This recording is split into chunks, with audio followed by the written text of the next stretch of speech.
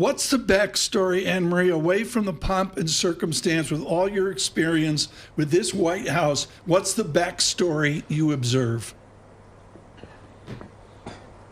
I think what's very telling, Tom, is that during the bilateral meeting, and I was at the Great Hall of the People, I have to say you feel very small being there, just how enormous this hall is. And at one point you could see Xi Jinping pointing to President Trump towards Tiananmen Square in the Forbidden City, where he actually brought the president and his visit in 2017 to dine.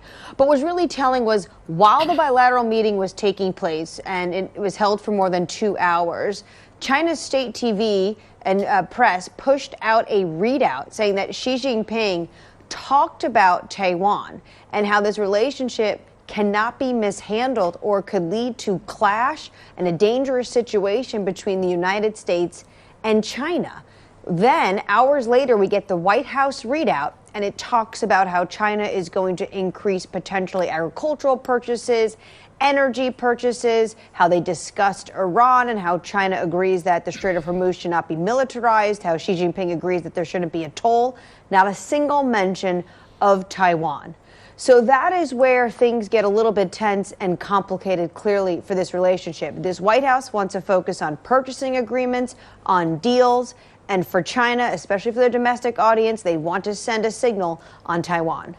Annmarie, I'm so glad you kind of presented that focus of the readouts of each of the countries. Does that suggest that this is more pomp and circumstance than any definitive trade negotiation or diplomatic negotiations that could result in any meaningful announcements here? Well, it's definitely a step forward. I mean, can you imagine you'd see Xi Jinping and President Donald Trump both holding up glasses of champagne and giving a toast? A little more than a year ago, we were in really the depths of the tit-for-tat trade war with export controls, with sky-high tariffs, with the Chinese coming back at the negotiating table, really having a chokehold on rare earths. I don't think so.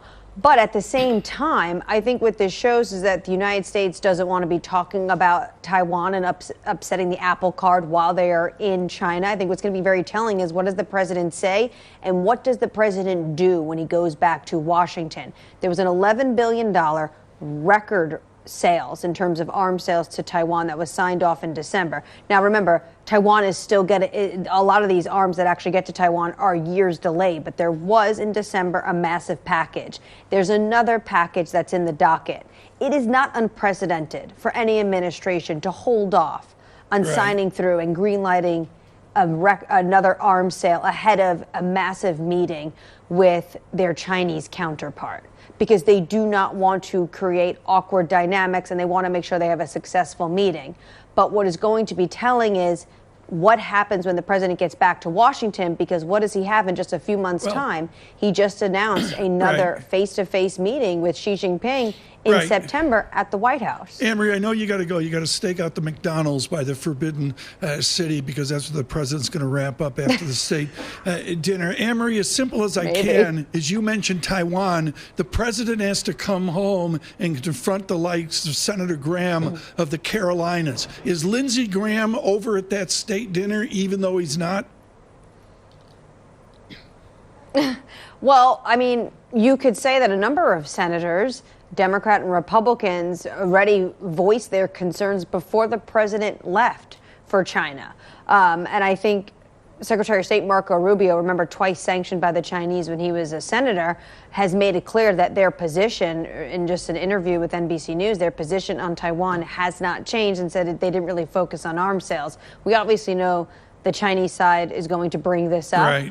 So I think it's going to be very telling what the president does when he's back in D.C.